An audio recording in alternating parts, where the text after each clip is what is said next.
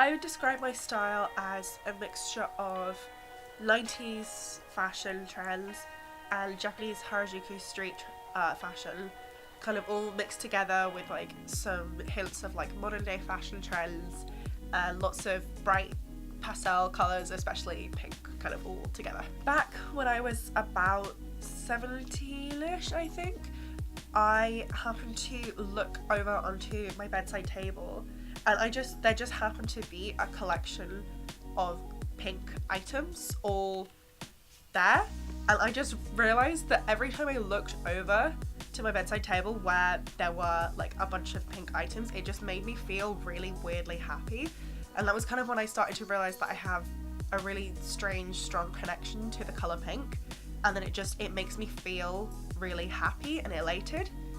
And so after that I realised that I just kind of wanted to surround myself in the colour pink because it just made me feel so positive and good.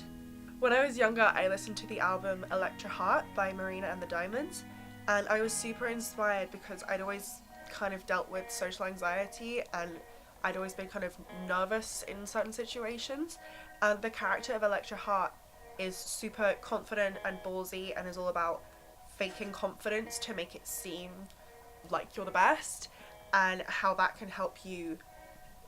become the best and be confident. And I was super inspired by not only the character of Electra Heart but also the fashion and the styling of Marina as Electra Heart, which was all super pastels, pastel pinks, baby blues,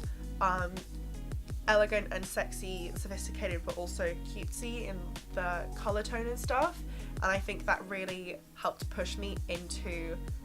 the style that I wear today. Many people who dress alternatively happen to suffer from mental illnesses like depression and anxiety, and a lot of people also happen to be part of the LGBT community, and I think this comes from a lot of us being very creative people who think on, you know, that side of the brain. And I think also a lot of us felt quite lonely when we were younger and quite ostracized and different, and us becoming people who dress alternatively was kind of a creative outlet, and it was a way to channel that feeling of otherness into something creative and positive. And it also ironically ends up creating friendships and communities, because a lot of people who dress alternatively will band together with other people who dress alternatively, so it has a very positive outcome in how people who started off feeling quite alone and different end up becoming parts of big groups of people who all dress in similar sort of different ways, and I think that's really beautiful. I think there are a lot of negative connotations that surround people who dress alternatively, like that we just dress like this for attention, or that we're just rebellious teenagers who won't be able to get jobs, whereas this is in reality just what makes me happy. I'm happy when I look like this. If I dress up like a normal person and I look in the mirror, I start to have a panic attack because the person I see in the mirror isn't me, and it's very unpleasant. I'd much rather just say, okay, go away then, to people who don't accept me for being me, and just surround myself with positive people who accept me. The reactions I get from people in the street are actually overwhelmingly positive. I think a lot of people assume that I get horrible things yelled at me, or that I get people catcalling me all the time, when in reality I don't get catcalled more than most other women I know in my life, even people who don't dress alternatively. And when people come up to me, they always have something positive to say, and it's always really lovely when I'll just be walking down